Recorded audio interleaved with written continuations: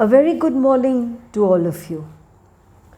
You have seen, I suppose you have seen the video on the French Revolution. Now we are going to learn something about the Russian Revolution. What is a revolution? A revolution is a situation where there is utter discontent among the people, and this happens because of several factors, but the main factors are discontent because there's lack of jobs, there's lack of food, there's lack of peace, there's lack of prosperity, and the people of that particular kingdom or the particular country are totally discontent and they want a change. They revolt. This is what happened in Russia. What was the condition of Russia? Russia, according to historians of that time, the European powers, meaning France, Britain, Germany, etc., did not consider Russia as a part of Europe. And why was that? While the other countries of the world had eradicated slavery and had eradicated serfdom long ago, Russia was still practicing slavery and serfdom. There was no industrialization in Russia. In fact, there was abject poverty, there was no industrialization, and Russia was, in all said and done, Russia was absolutely backward. The ruling house of Russia, the Romanovs, had ruled Russia continuously for 303 years. And how did these people rule Russia? They lived a life which was absolutely beyond anybody's imagination. Opulent and very, very luxurious life was led by the Romanov dynasty. All the power was held by the king, who was the Tsar, and all the land and property was owned by the nobles and the clergy, the Russian Orthodox Church, and the rest of the population, they were working in the makeshift factories or they were working as serfs, means they are literally bonded labor of the nobility. They lived in communes, they had no freedom, and they were not treated as human beings, to say the least. In such a situation, Tsar Nicholas II's grandfather pushed Russia into the Crimean War. Father, grandfather, and then father. Now, this Crimean War was detrimental for Russia. Russia had to face the combined armies of Ottoman Turkey, France, Britain, and Russia definitely could not match them in any way.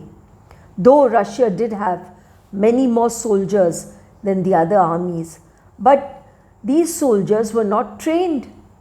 All the able-bodied men from 20 to 50 years, they were all conscripted into the army, and no training, no equipment, no food, no clothes. In such a situation, could Russia win the war? No. Russia suffered a severe defeat, and all this is written down and has been immortalized, first in a poem written by Alfred Lord Tennyson called The Charge of the Light Brigade, and secondly by the stories written about Florence Nightingale. She was a nurse who looked after the wounded during the Crimean War. Let me read two paragraphs from that poem. This Crimean War started on the 16th of October 1853, ended on the 30th of March 1856. The poem goes as such. I am reading two paragraphs. Half a league, half a league, half a league forward. All in the valley of death rode the 600. Forward the light brigade, charge for the guns, he said. Into the valley of death rode the 600. Cannons to the right of them, cannons to the left of them, cannons in front of them volleyed and thundered. Boldly they rode and well into the mouth of hell rode the 600. Now, this army had to face shells, they had to face shots, and of course they were butchered. Out of the 600 who rode so gallantly, only 118 men were killed, 127 were wounded, 60 were taken prisoners, and 195 survived with their horses. So you can well imagine the condition of that war or the outcome of that war. Now let us move to Tsar Nicholas II and his wife Queen Alexandra, who are the main characters in this Russian Revolution. In this revolution, there is also a third character, Rasputin. But first, we will see what happened to Tsar Alexander II and his wife, Tsar Nicholas II and his wife, Queen Alexandra. Tsar Nicholas II ascended the throne with the untimely demise of his father in 1894. His father, though he had trained Tsar Nicholas in the art of leading the army and looking after other affairs, had not trained him in the act of statesmanship, taking care of those matters which are needed to rule a country efficiently and properly. At the age of 26, this young man ascended the throne. He appeared to embrace progress and modernity. He even allowed his coronation to be filmed in 1896 by a Paris company. But he portrayed a totally different picture in the real screen rather than real life. He and his wife, young wife with their first child Olga, even went abroad and they went for state visits. All of this was filmed. And when the 300th year of the Romanov dynasty was celebrated, he allowed it to be recorded. He had photographs of the royal family printed on postcards. So one would think that this Tsar is going to be a progressive Tsar who is going to lead Russia forward. But this was not what he was actually. His domestic policy betrayed his desire to maintain absolute control. Absolute control means totally autocratic rule. In a speech to representatives of the nobility and municipal officials in 1895, the Tsar declared that there has arisen the voices of people carried away by senseless dreams of taking part in the business of government. Let everyone know I will retain the principles of autocracy as firmly and as unbendingly as my unforgettable late father. This speech shattered the hopes of the elected municipal officials who had hoped for a gradual transition to a system closer to a constitutional monarchy. Now what happened after this? Tsar Nicholas II also had aspirations to conquer more territory for Russia. So in 1905, Russia was pushed into the Russo-Japanese War. And this war was, you can say, it was the cornerstone for the Russian Revolution. because all the able-bodied men were sent to the front. All the food which was produced in Russia was sent to feed the armies. All the railway transportation was used to ferry the material to the front, and the rest of the country was reeling under famine.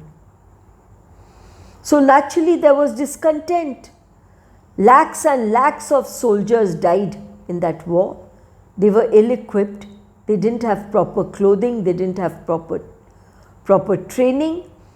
And only the old people and the women and children were left to till the fields, to produce the food, to run the factories. So naturally discontent brewed. At such a time, in 1905, the Tsar was still very popular. The people still admired him. They blamed the government for all their ills. They never blamed the Tsar.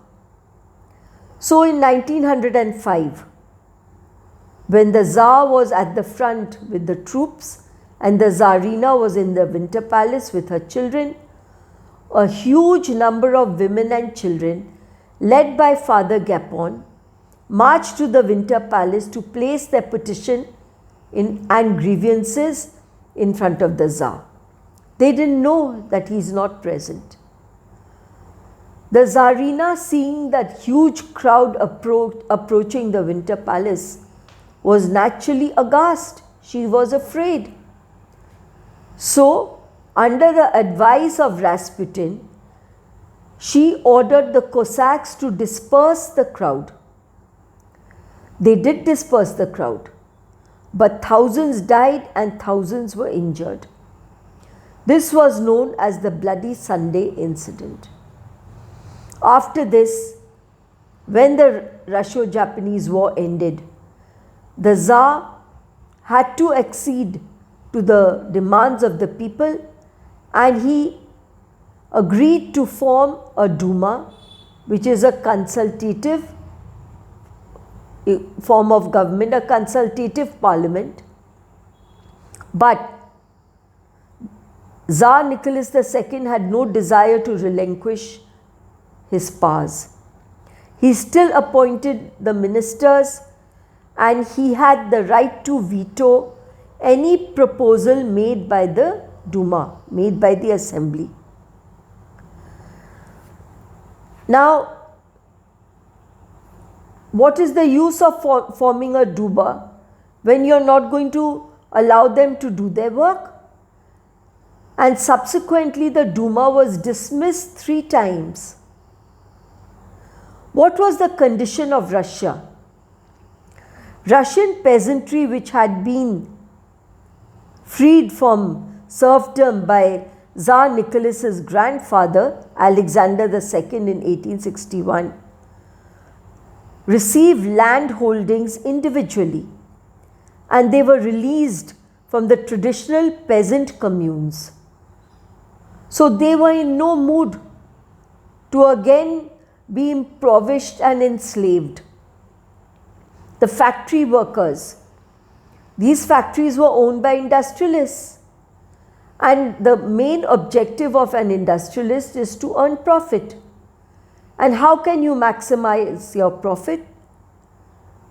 Either by extending the working hours or reducing the wages of the workers.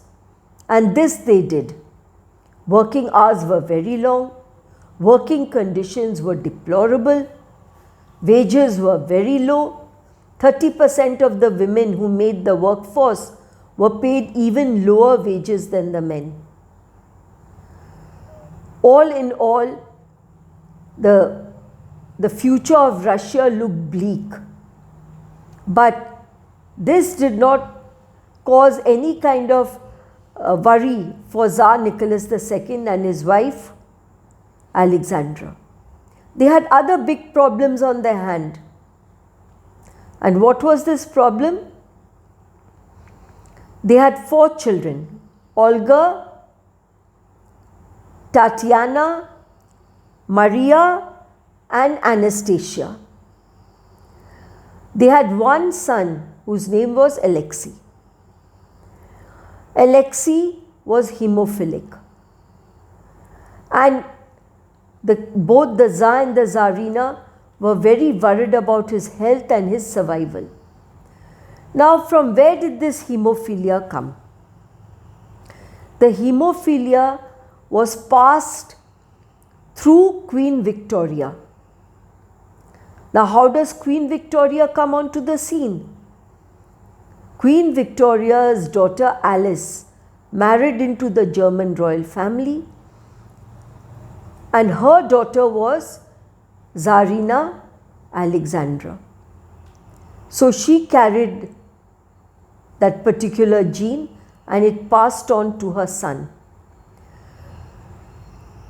Alexandra had already lost her elder brother and an uncle to this dreaded disease. So this son of hers was very sickly. In fact, in history you read about that once he was suffering from a bleeding nose and he almost lost his life. Now in Russia, they had the tradition of male primogeniture. It means that only males can ascend the throne of Russia. So naturally they were worried about who is going to become the Tsar, and they wanted their son to ascend the throne.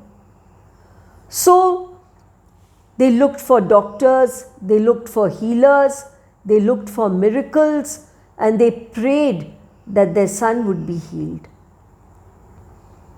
At such a time, a man came on the scene whose name was Rasputin.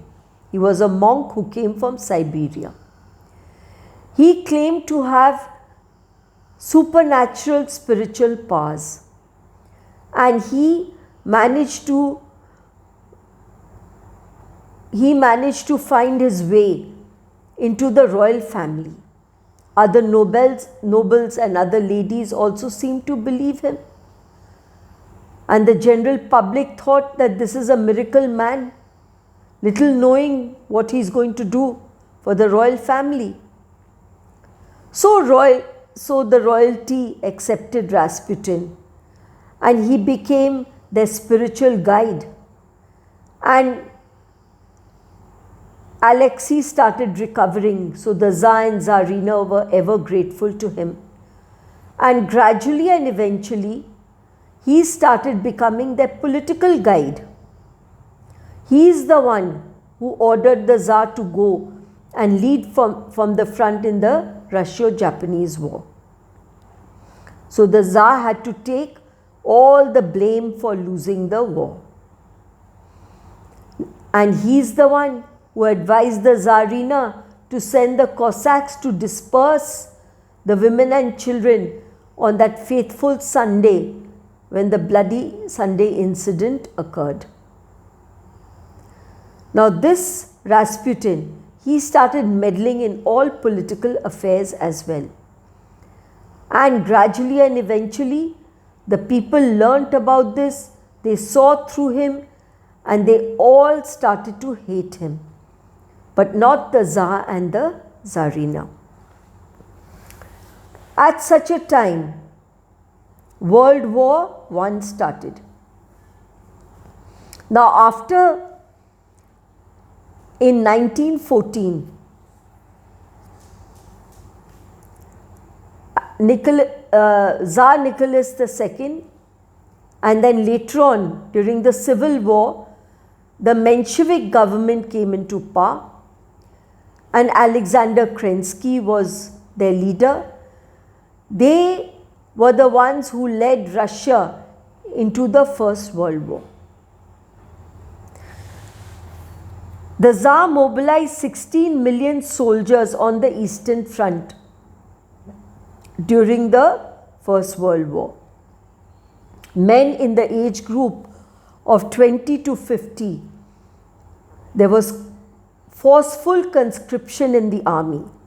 Despite the enthusiasm and the rapid mobilization, Russia's war efforts were beset with problems from the very start. What problems did Russia face?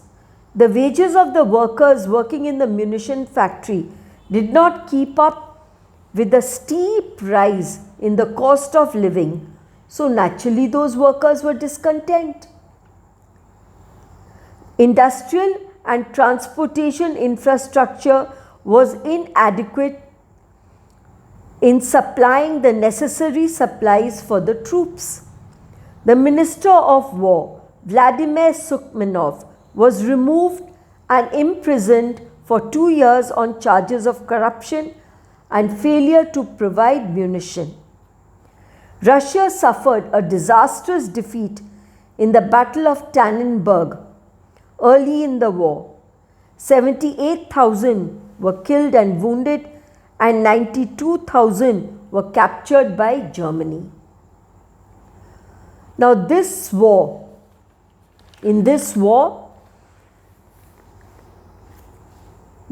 Germany used modern technology like explosive naval shells, the railways and the telegraph, and it was documented and photographed. And Russia could not stand against the might of Germany. So there was growing discontent among the Russian people, and here they are, war after war. They were absolutely fed up with the royal family. At this time, a man named Lenin came on the scene. He had been exiled earlier because of his leanings and because of his beliefs in communism. He did not support the monarchy, so he was exiled. He was smuggled back into Russia by Germany, and he started bringing all the workers and all the people who were discontented with the Tsar. He brought them together, and gradually Soviets were formed. These are associations of all the workers. Now the industrial workers in Russia also had categories. On level 1 there were the skilled industrial workers, and then level 2 were the ordinary unskilled workers. Now all of them, they started joining the Soviets and they started rebelling against the Tsar. At such a time, Lenin managed to win their confidence and he formed the Bolshevik party.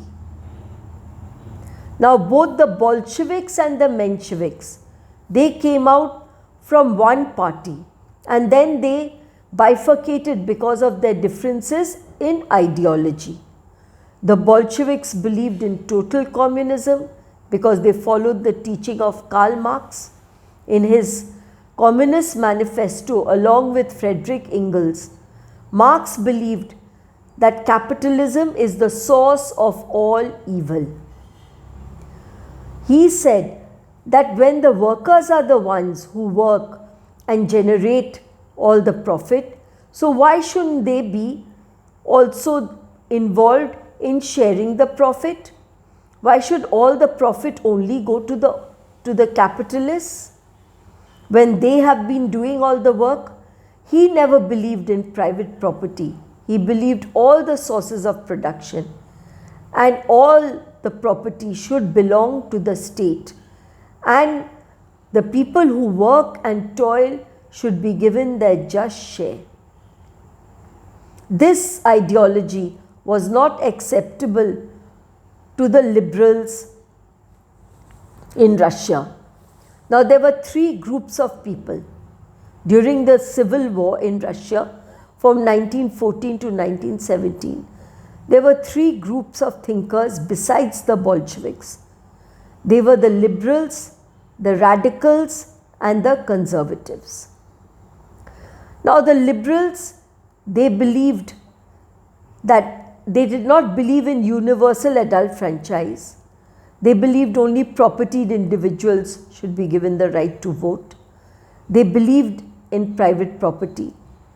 The radicals, they believed that everybody should get the right to vote. They believed in universal adult franchise, and they believed that in private property, but it should not be concentrated in the hands of a few.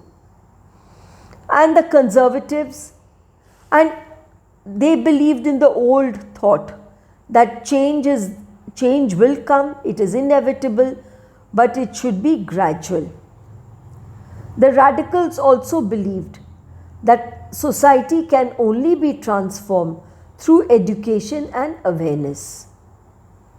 So these three are the other parties during the revolution. Now when Lenin came on the scene, he formed the Bolshevik party. The term Bolshevik comes from the Russian word Bolshistov, meaning majority. It was adopted by a splinter faction of the Russian revolutionaries, advocating for a Marxist-inspired uprising of the working class.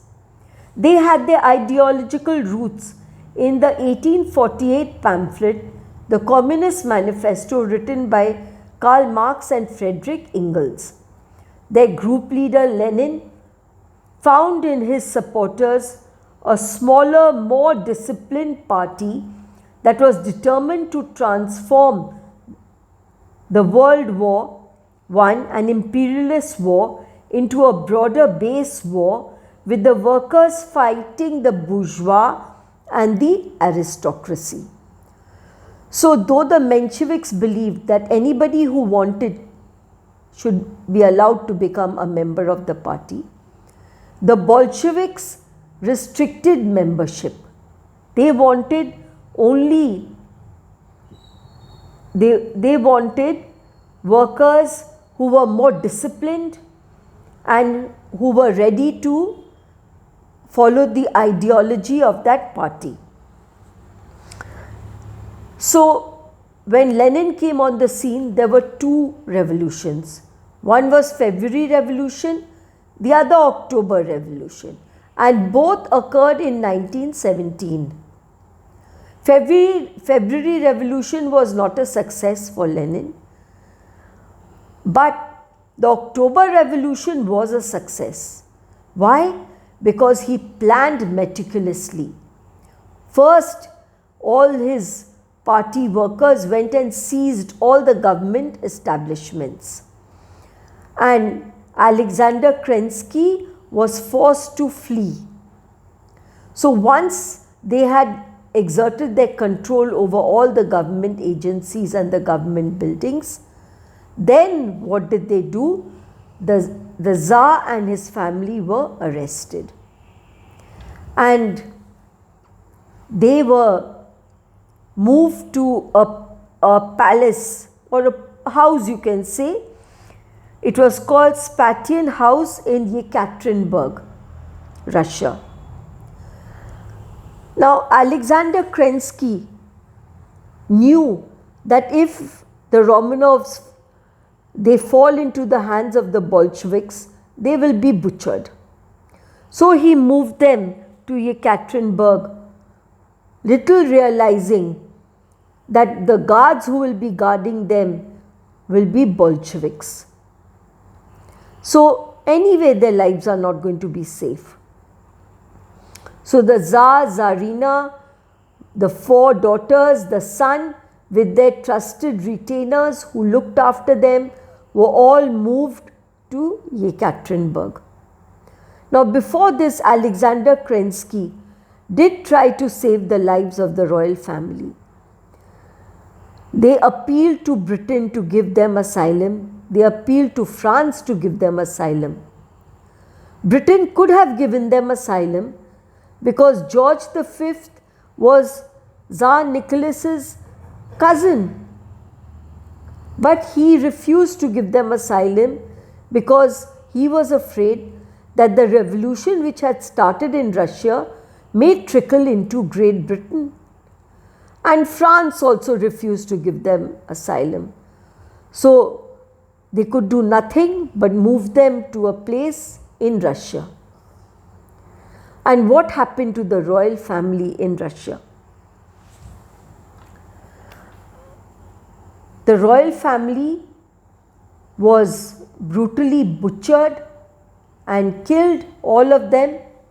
They were taken down to a coal cellar where they were shot, and they say it was because of the orders of Lenin, though I don't know, Lenin refused to accept that he had given the orders. So Lenin ruled for a number of years. He established a communist form of government. All the factors of production were owned by the state. But before that, before he could do so, when his first primary objective was to take Russia out of the First World War. So he had to sign the Treaty of Brest-Litovsk with Germany. It cost Russia very heavily.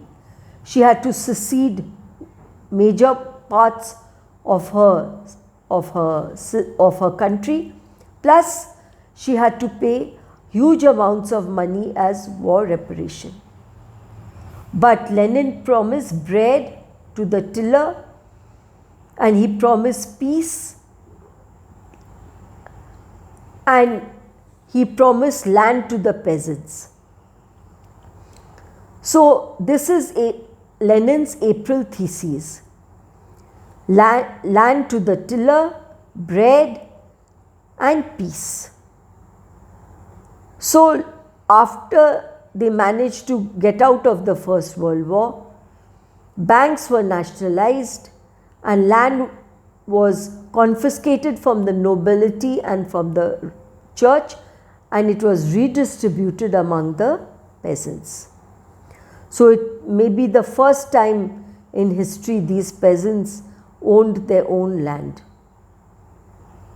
Now there were three people at the forefront with Lenin. There was Lenin, there was Trotsky, and there was Stalin.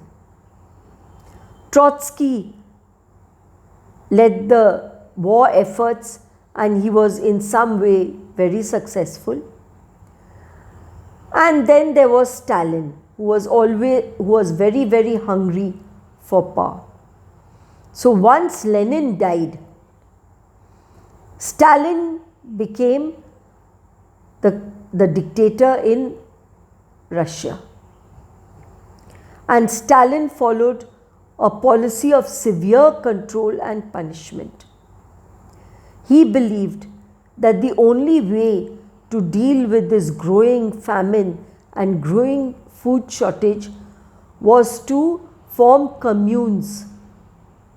So he started the collectivization program. Under this program, all the rich landowners, who are known as the kulaks, they had to surrender all their land with all the factors of production to the state. All of them would work collectively on these farms, and the produce would be distributed according to need. Huge houses were also confiscated and divided, and space was given to individual families. So it was an end to any kind of private property, and anybody who dared to speak against the government was immediately arrested and sent to one of the worst prisons in Russia, to Siberia, to the gulags in Siberia. I don't know if you have heard of the name Alexander Solzhenitsyn. He has written many books because he was also incarcerated in the Gulag. One of the books is Gulag Archipelago. The other is Cancer Ward. The third is A Day in the Life of Ivan Denisovich. And he was also awarded the Nobel Prize for Literature, which of course he could not go and receive. Lenin was not so harsh. Trotsky was also not bad, but Stalin, he ruled Russia with an iron fist. In fact, the Cheka, which was the secret police in Russia, became the KGB later, was very active during his regime. Nobody could dare to speak or voice their opinion against the government. There were spies everywhere, you never knew where they are. Newspapers were totally censored, media was censored. So all that the Russians could do was to just hope and pray that these days will also pass. In Russia, he started the collectivization program to deal with the famines, but it was a total failure. People who surrendered their land willingly, it was okay. Those who refused to surrender their land willingly were tortured, intimidated, and they were deprived of all the facilities given by the state, and they were reduced to abject poverty. They suffered humiliation. Now these collective farms were known as kolkhoz, and Stalin started a mass eradication of all the non-Russians also in Russia. So the jihadists, who were the non-Russians in Russia, they were also sent to the gulags, they disappeared. And finally, after Stalin died, then other people who came, they also believed in Stalin's ideology, so things did not improve. So when did things start to improve? Things only started to improve, or the cycle of change started coming after Mikhail Gorbachev came in 1990. Finally, the people of Russia, all those countries which belong to the Iron Curtain countries, they asserted their independence. Now, how did these countries become a part of the Iron Curtain countries? This happened after World War II. And finally, all these countries became independent. So we come to the end of Russian Revolution. Thank you for watching. If you like the video, please press like. Please don't forget to subscribe and press the bell icon.